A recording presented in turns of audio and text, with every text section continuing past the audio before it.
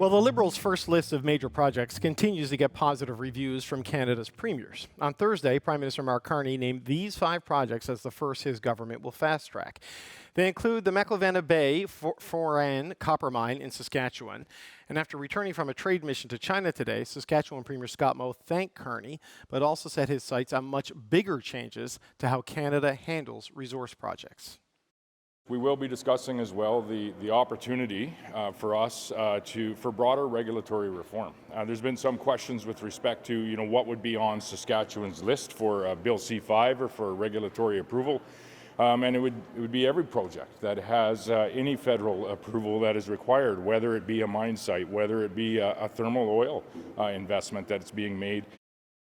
Tim Hodgson is the Minister of Energy and Natural Resources, and he joins me now. Minister, it's good to see you again. Thank you for being here, sir. Good to be here. I want to start, if I can, with what appears to be a bit of a collision between some of the climate policies of the government and the industrial ambitions of the government. We've seen the EV mandate go away, or at least temporarily, and now we're seeing reports about the emissions cap maybe being something you don't implement after the consultations are done to allow for some oil development, maybe a pipeline. Is that the option that's on the table here? So what we agree on right now, the federal government, the Alberta government, and industry, is that to move forward with the oil industry, we need to show Canadians that we're doing the very best we can to produce the cleanest product we can. Mm-hmm. We have agreement that the ultimate goal is net zero.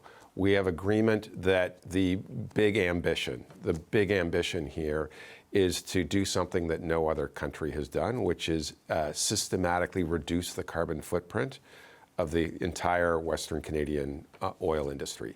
That's the Pathways Project. That is a nation-building project which changes the emissions intensity of the oil sands. That is something we want to see built.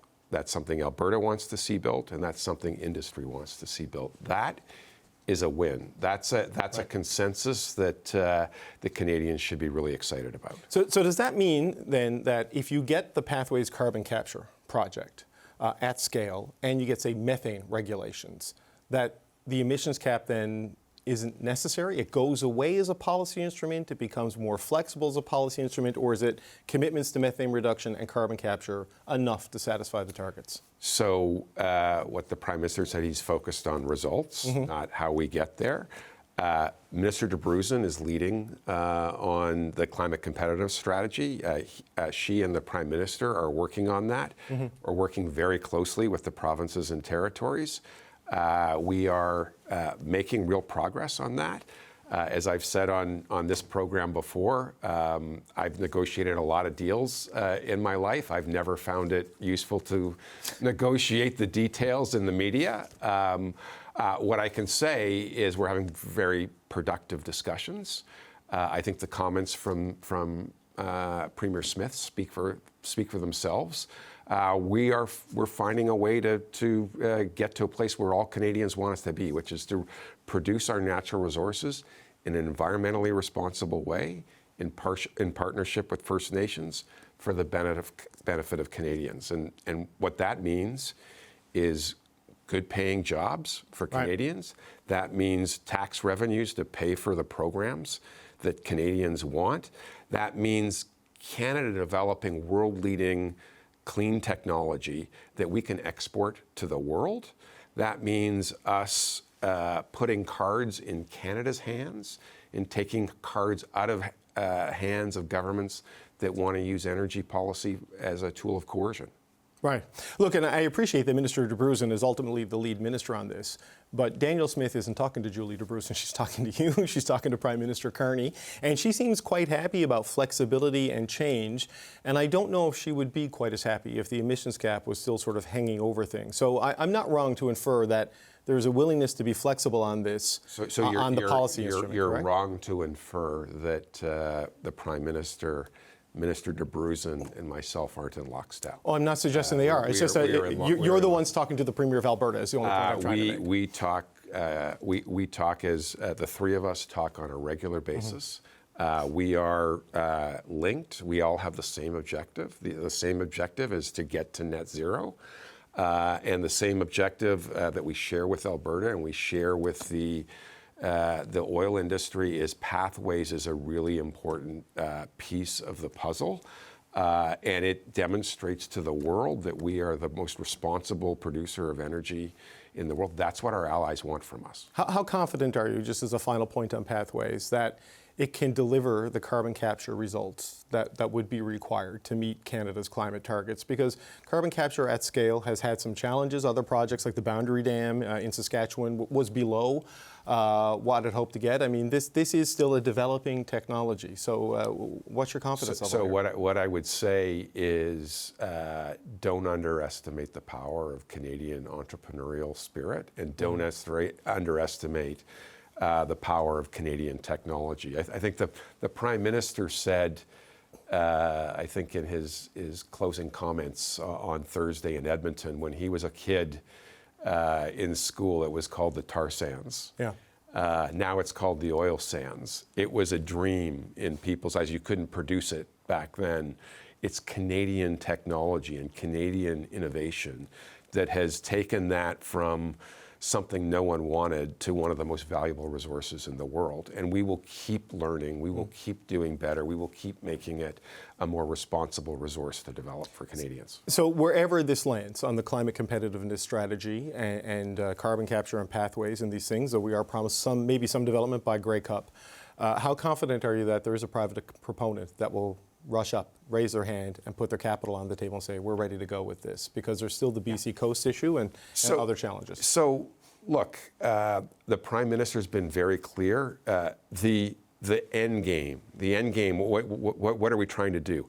He wants to attract $500 billion of private sector capital to Canada. That will help us retool the economy. That will help us get people back to work who are affected by this unjust trade war. That will give us the prosperity that we are looking for. The first tranche of projects is actually attracting $60 billion of private sector capital. That's a good chunk. As we get to Grey Cup Day, as we get to the Stanley Cup, as we get to World Cup, as the Prime Minister's talked about, there will be more projects that brought forward which will attract more capital. And that is the catalyzing, those are the catalyzing initiatives we need as a country to exist and thrive in this new world that has been thrust upon us. Should we be looking at a calendar of sporting events and looking for, because you seem to use those a lot, right?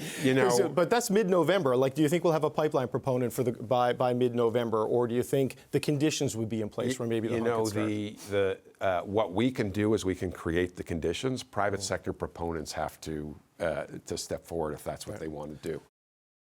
Well, at their first meeting in question period today, Prime Minister Mark Carney and Opposition Leader Pierre Poilievre had very different reviews of Carney's progress on the economy. This is a Prime Minister who said we'd have the fastest growing economy in the G7. We have the fastest shrinking economy in the G7. He said grocery prices would go down. They're going up faster than ever before. We need to be clear about the scale of investment that we need. $60 billion in new projects announced last week. $200 billion in investment announced last week.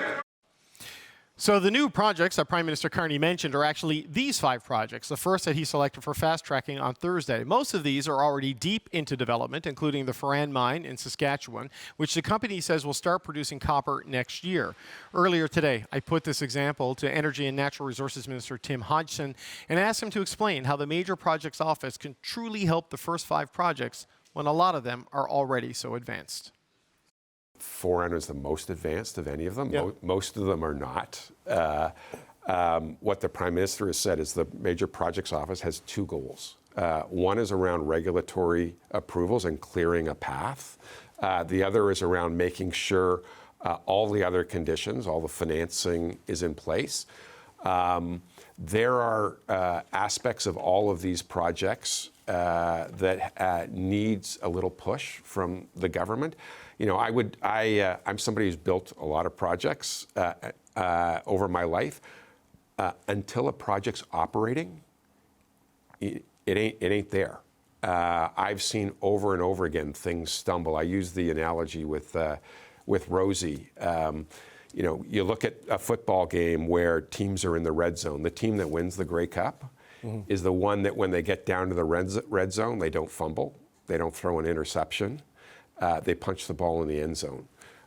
Our focus right now is making sure all 5 of these projects, which are really important for Canada, really important for the communities, really important for the provinces that they're in, they punch the ball into the end zone. And we're going to make sure that happens. And if we do that consistently, if you're the team that consistently puts the ball in the end zone on this tranche, on the tranche that comes at Grey Cup Day, on the tranche that comes on Stanley Cup Day, on the tranche that comes at World Cup Day, we will show the world that Canada is open for business, and we will change the trajectory of this country. So about 2 months from now is when the CFL Championship is in Winnipeg, November 16th. Go Bombers. But by then, where do you think the country will be in terms of major projects that the government has identified as ones they will champion through the major projects office to get through it? We have the 5 now, and there is a specific list, but I don't think the wind energy projects on the East Coast will necessarily be fully ready to go by then, based on my conversations with Premier Houston.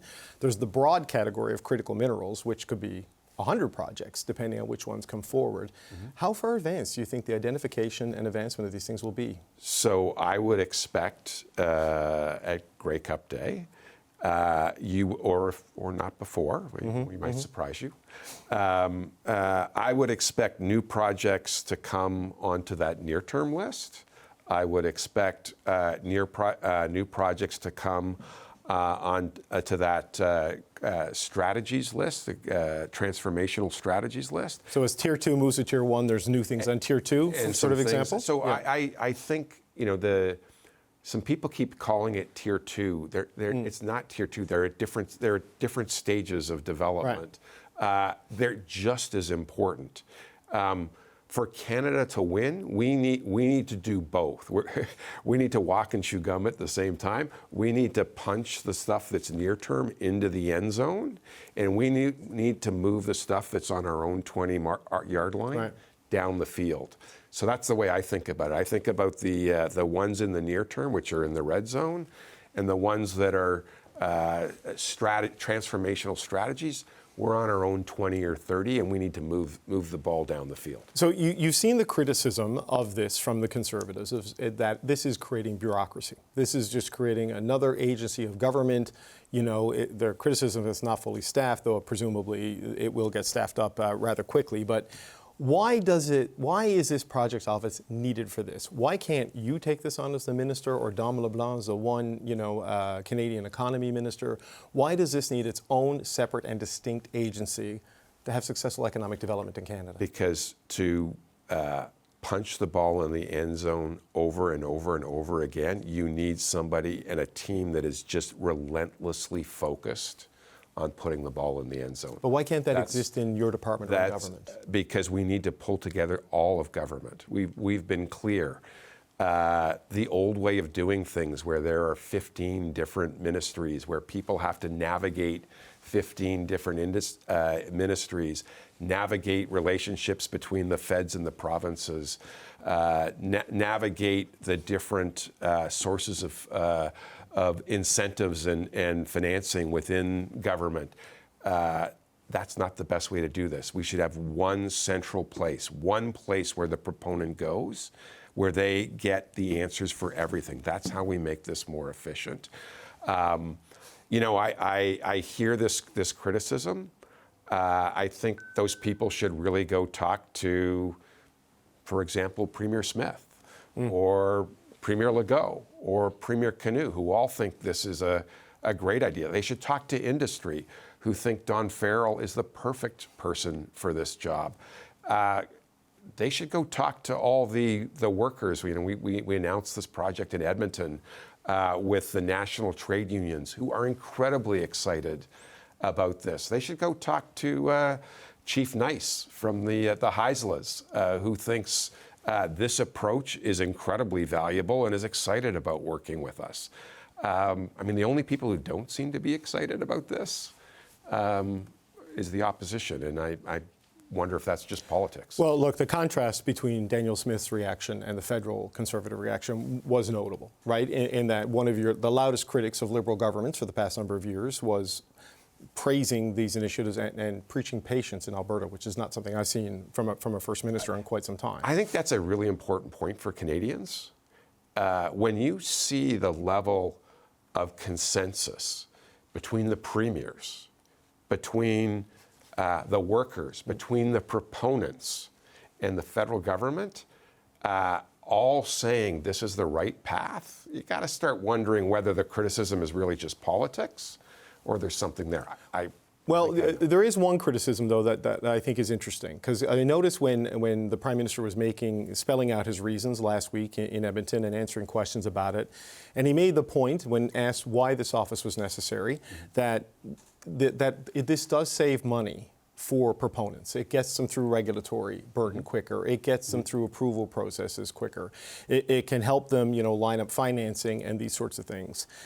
You reverse engineer that a little bit. If you're not on the project list, you're dealing with expensive burdens. You're dealing with an expensive regulatory environment that slows you down and costs you money.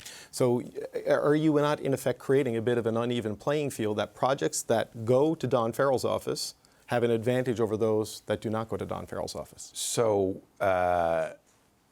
we have been clear. One of the things the major projects do will help inform how we can do things better overall, and that the learnings that we take from the major projects office will be recycled, and we will use them for all projects. And I also want to emphasize the one project, one review. I mean, that's another initiative that applies to all projects. That in itself will make getting projects done in Canada a heck of a lot easier than it was before. We are working closely with each of the provinces to make sure we have that one project, one review, that provinces and the feds get out of each other's way where appropriate. So I disagree with the premise that the major projects office is somehow hurting other projects. No, it's an advantage for some that not everyone enjoys, right? A better regulatory framework, everyone would have. The way to do this is learn on the biggest projects, the most transformative projects, and share that. The way is not to rip everything up and cause a standstill because we actually now have no environmental laws. Like that's a formula for chaos. That's a formula for us getting stuck in the courts. That's a formula for us fighting with First Nations.